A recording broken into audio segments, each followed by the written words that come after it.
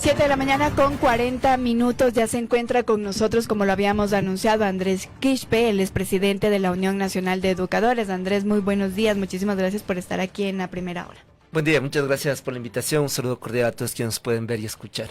Bien, entendemos que la Corte ya ha convocado a varias audiencias públicas respecto o para continuar el proceso derivado de las demandas de inconstitucionalidad, y entiendo también que la Unión Nacional de Educadores ha interpuesto varias demandas de inconstitucionalidad contra las 3 leyes aprobadas por el oficialismo en la Asamblea Nacional. ¿Cuál es primera? Quisiéramos, digamos, de esta programación que ya se tiene, ¿cuál es primera? ¿Cuál va segunda? Entiendo también que hay una tercera fecha. ¿Cómo va a actuar la UNE ahí?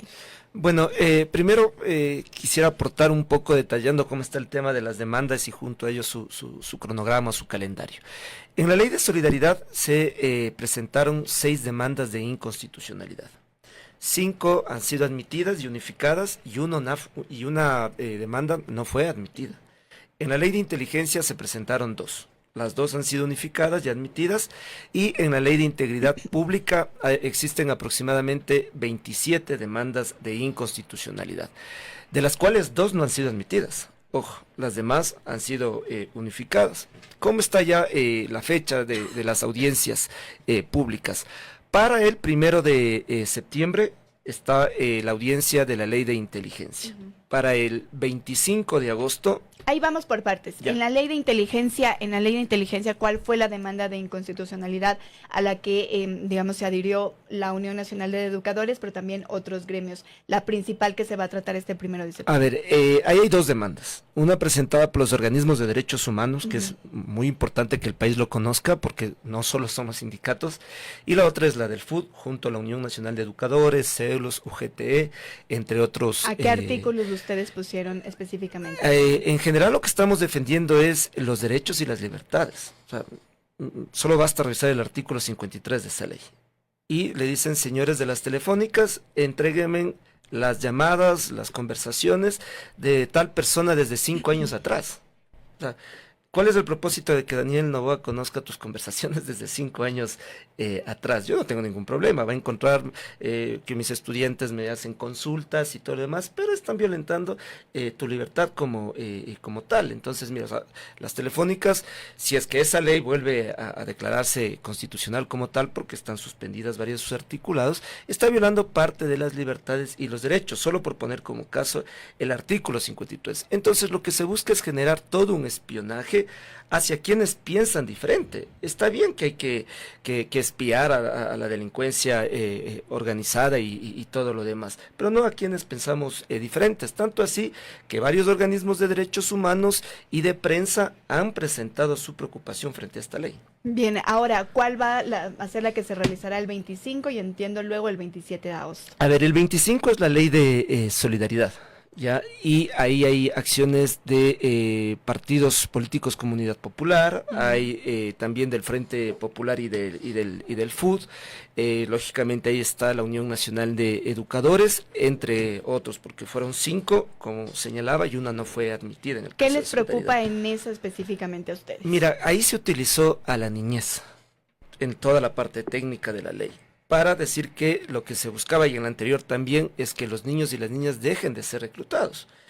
Pero en todas estas leyes ya se hace una mezcla de distintos cuerpos jurídicos, y a propósito de esa mezcla que hicieron, jamás tuvieron la capacidad y la voluntad política de presentar, por ejemplo, un plan de reinserción escolar, porque modificaron varias leyes. Si tú revisas, modifican Código Penal, Ley de Tránsito, Ley de Participación Ciudadana, en cualquiera de estas 3 leyes me refiero, ¿no? Entonces, ¿por qué no aprovecharon para señalar que en la Ley de Educación Intercultural Bilingüe, por ejemplo, se tenía que establecer un plan de reinserción escolar? En la Ley de Solidaridad lo que se hace es afirmar lo que luego hicieron en la Ley de Integridad Pública, en condonar los impuestos a los sectores más pudientes. Entonces, son leyes que primero no todas van en el rango de urgente dentro del tema económico, sino lo que se busca es generar todo un clima jurídico para favorecer la política del régimen. Y finalmente la del 26 de agosto, ahí se va a tratar entonces la Ley de Integridad Pública. Sí, ahí se va a tratar y mira, ahí nosotros vamos a demostrar por qué todo lo que se señala, que se busca calificar el sector público, que de paso hay que hacerlo, y porque no solo son servicios, sino son derechos a la salud, a la educación, incluso cuando te atienden en el SRI. Pero mira, nosotros hemos logrado cuantificar, y voy a leerlo. La disposición de la Ley de Integridad Pública, ya para ser exacto, la 13ª, le permitió al presidente no pagar, ya, solo pagó parte de su capital, las deudas que tiene con el SRI, y en impuestos el presidente tenía que hacerlo más de 70 millones. Con los más de 70 millones que el presidente no pagó, tú podías haber construido 21 hospitales tipo C, que cuestan más de 3 millones cada uno. Podrías haber equiparado a 100 escuelas con 750,000 por unidad. Estos datos están obtenidos de los montos en el Ministerio de Educación y en el Ministerio de Salud Pública. Podrías haber adquirido más de 500 ambulancias básicas. Entonces, la Ley de Integridad Pública, por un lado, le permitió al presidente no cumplir con sus obligaciones tributarias. Por otro lado, te dicen, vamos a separar a los malos servidores públicos, de acuerdo. Pero si tú pones en Google, las evaluaciones son públicas de los servidores públicos. Varios de ellos han sido despedidos con 100 sobre 100. Caso Petroecuador. Votan a los servidores públicos y luego les dicen, señores, tienen que regresar porque se paró la producción petrolera. Y ojo, estamos de acuerdo en la evaluación. Es más, en el caso de los maestros y las maestras siempre hemos estado solicitando la evaluación desde el 2016. Pero ¿sabes por qué no se da la evaluación? Porque en el caso de los profesores, el INEVAL, que es el organismo que nos evalúa, el Instituto Nacional de Evaluación Educativa, necesita más de 44 millones. Y vamos a ver si en la proforma de agosto, que ya tienen que entregarlo entre el 25 y el 26, está ese monto. O en la de octubre para el siguiente año. No les interesa calificar el servicio público. Lo que les interesa es cumplir con el Fondo Monetario Internacional. Vale revisar la página 70 o 73 de la última carta 23. Ahí está clarito lo que el Ecuador le dijo al FMI. Vamos a frenar el gasto dentro del servicio público y eso implica entonces votar a más de 5,000 familias a la calle. ¿Se han convocado movilizaciones para estas 3 fechas en donde se ha convocado a la audiencia pública? Le pregunto, Andrés, y también se ha convocado además otra movilización, ¿es así? Sí, porque vamos a lo que buscamos desde los sectores sociales y populares es hacerles entender que tener los votos en la asamblea no es tener la razón. Hay hojas de varias de esas leyes en donde está el sello de inteligencia artificial. Y por eso es que piden... Comprobado ya para ustedes, sí, lo había escuchado, pero comprobado para ustedes sí, ya. hasta en la redacción. Recuerda que hay un artículo en la Ley de Integridad Pública que dice 70 años de servicio, 70 años de edad. Ya, y no lo corrigieron. Cuando la UNE advirtió que nos querían eliminar la compensación económica por la jubilación voluntaria, no, que estamos desestabilizando el gobierno, que somos unos mentirosos, y luego resulta que ese derecho lo regresaron en la ley de áreas protegidas. No éramos ni mentirosos, no cayó ni el gobierno, pero sí recuperamos un derecho como tal. Entonces, las movilizaciones son para decirles, señores, estamos en un estado de derecho, tanto a la Corte Constitucional, tanto al Ejecutivo, tanto a un legislativo. Revisen la calidad de la producción legislativa que le están generando a este país, porque sus leyes tienen impactos. Hoy están afectadas ya más de 5,000 familias, ya que han perdido su ingreso económico, mientras se le beneficia a un sector pudiente como es el grupo Novoa. Entonces, las movilizaciones van en el marco de la defensa jurídica, ya de las organizaciones que hemos presentado las demandas. Hay otras que se están incluyendo vía amicus curiae, y son movilizaciones que vienen organizados desde distintos sectores sin utilizar recursos del Estado, como sí se lo vio en la marcha del régimen. Es decir, entonces, para tenerlo claro, estas 3 fechas que ya hemos conversado, y para el 11 de septiembre está convocada la movilización. ¿Hay otra fecha adicional? A ver, está convocado para el 25 de agosto una movilización de los pacientes de enfermedades catastróficas y renales que están exigiendo, mira, presupuestos que uno no entiende. Te dicen que no hay dinero en el país, pero vas a gastar más de 60 millones en una consulta popular. Ustedes también entonces están apoyando esta movilización que Estamos se ha convocado. apoyando la del 25, hay un plantón también el 25 fuera de la Corte por la ley de solidaridad. Vamos a hacer un plantón el 27 en la audiencia de la ley de integridad pública.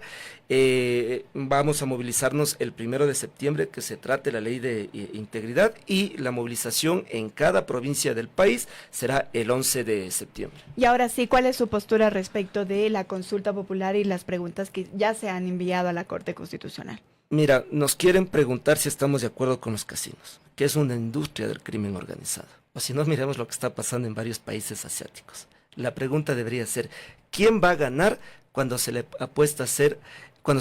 permite hacer apuestas con dineros ilícitos? No vamos a generar mayor turismo con los casinos, porque las familias ecuatorianas ni siquiera tienen ya para poder pagar las pensiones de sus hijos en planteles particulares. Entonces, lo único que se va a abrir con esta pregunta, si llega a pasar, es a que se lave más dinero dentro de los casinos. Nos quieren preguntar si bajamos el número de asambleístas. Yo le quisiera decir al presidente, ¿por qué no toma la iniciativa de bajarles el sueldo actualmente a los asambleístas? ¿Ya? Y de incluso revisar varios de los requisitos de los asesores, porque se puede identificar que varias de las leyes que están aprobando ni siquiera tienen la capacidad de leerlo. Para mí no es un problema que un asambleísta esté dibujando, y tal vez pueda chocar con otros sectores. ¿Sabes cuál es el problema principal? Que ni siquiera leen las leyes. Ni ellos ni sus asesores, pero les pagamos ingentes recursos, sueldos altos, ya a personas que realmente lo que están haciendo es generar conflicto en materia de derecho. Y lo tercero, te quieren preguntar cómo te van a explotar laboralmente. La gente ya le dijo, no al trabajo por horas, porque implica perder derechos. No te van a reconocer la seguridad social, no te reconocen otros derechos de ley, y cuando a ti te dejan de reconocer derechos no es un tema solo jurídico, baja tu capacidad de adquisición. Entonces, el momento en que baja tu capacidad de adquisición, quien se va a ver afectada es la vida económica del país como tal. ¿Qué piensan sobre someter a juicio político a los jueces de la Corte Constitucional? Habría que hacerle una pregunta al Estado ecuatoriano, ¿cómo va a dejar de lado varios acuerdos que tiene firmado? La Corte Interamericana de Derechos Humanos, de la cual es firmante el Ecuador, aceptó tiempo atrás de que no puede someterle a juicio políticos a los jueces, precisamente porque el momento en que tú haces eso es condicionarle a que falle a favor del Estado o incluso de grupos delictivos. Entonces, la Corte Constitucional actualmente tiene varios filtros, desde la ciudadanía, desde el lado político.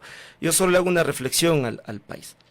En el Ecuador se llegó a reconocer la etnoeducación, porque la Corte Constitucional le dijo al señor Lasso, está equivocado. La actual ley, que puede tener límites, en su momento no es inconstitucional. Es constitucional porque reconoció la etnoeducación, reconocía varios derechos en torno a cómo frenar la violencia sexual dentro de los planteles educativos. Los profesores ganamos lo que se conoce como la equiparación salarial. Yo no estoy de acuerdo, por ejemplo, cuando la Corte le dijo al presidente actual, haga nomás con su vicepresidenta lo que hizo tiempo atrás, o haga nomás campaña sin presentar renuncia. Entonces ahí la Corte no nos incomodaba.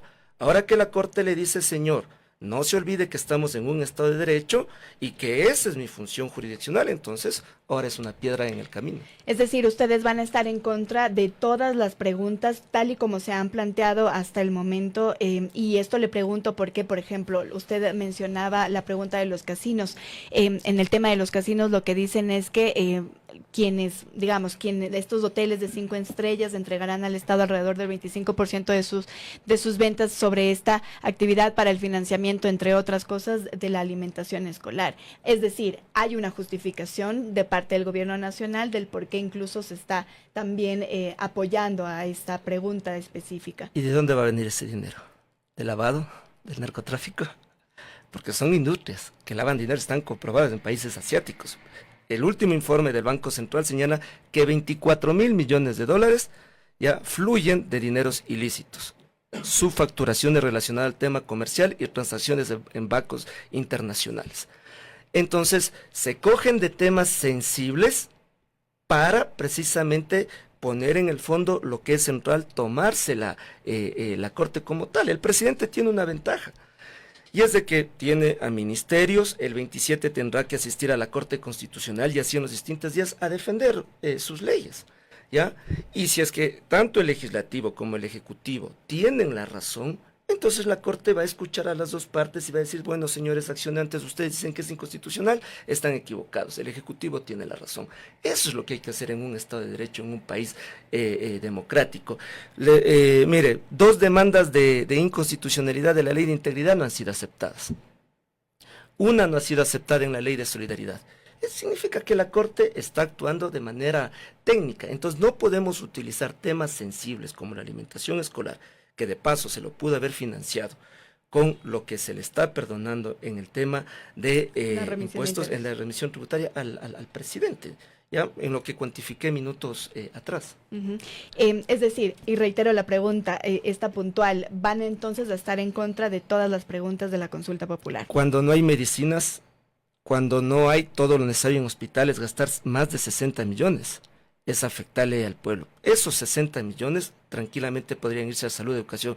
En contra del despilfarro estamos. Jamás vamos a estar en contra de que se le consulte al pueblo en temas valiosos. ¿Por qué no le consultamos un cronograma de pago al IES?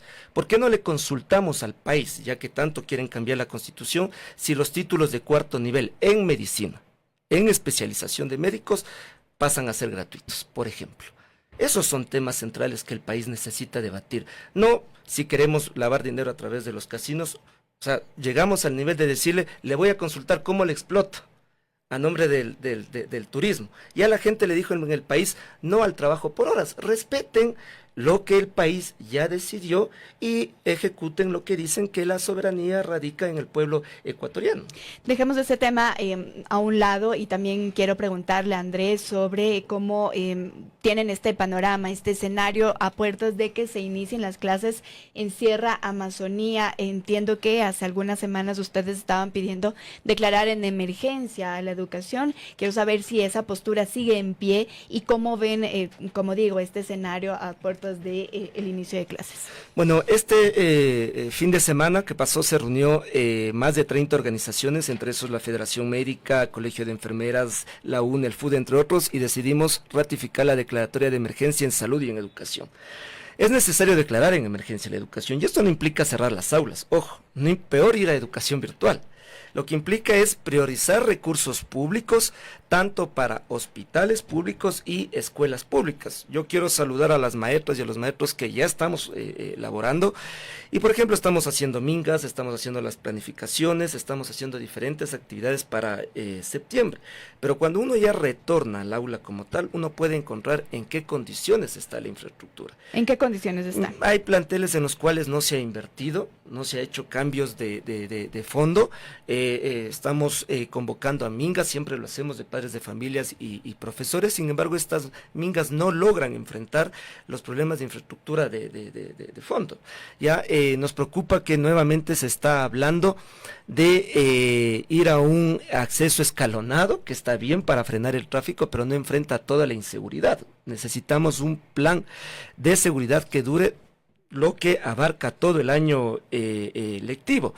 Hay temas interesantes que no están siendo bien utilizados de paso, como este tema de hablar de seguridad en los planteles educativos, pero todo ello, además de ser un eje transversal, debería tener una capacitación e inversión. Porque le dicen al profesor de matemáticas, al de estudios sociales, busque un momentito dentro de su materia para hablar de educación financiera, para hablar de seguridad. Pero eso choca con la realidad de los resultados de aprendizaje, que el mismo Ineval dijo, ni los colegios fiscales, ni los colegios municipales o particulares logran con los elementos mínimos en las evaluaciones de estudiantes. Entonces el docente, porque la pandemia todavía nos sigue reflejando efectos en educación, en salud, en trabajo, en todo. Entonces todavía hay un retraso, efectos de la pandemia, entonces uno tiene que dedicarse con fuerza a matemáticas, a estudios sociales, a ciencias naturales. Entonces, estos temas, que es correcto hablar de seguridad, hablar de interculturalidad, hablar de educación financiera, de cívica, se dejan de lado cuando no está la capacitación o terminan siendo una sobrecarga laboral, cuando lo que se debe, por ejemplo, nosotros somos partícipes y lo vamos a presentar, ojalá se recoja, de que incluso seguridad debería ser una materia. Por lo menos hasta salir de los conflictos de violencia que tenemos. Entonces hay cosas positivas, pero todas esas cosas positivas caminan de inversión. Y hoy vamos a ver en la proforma general del Estado de estos meses que faltan cuánto se destina a educación y cuánto para el siguiente año. Perfecto, Andrés. Nuevamente, muchísimas gracias por su presencia aquí en Gracias Primera. a ustedes.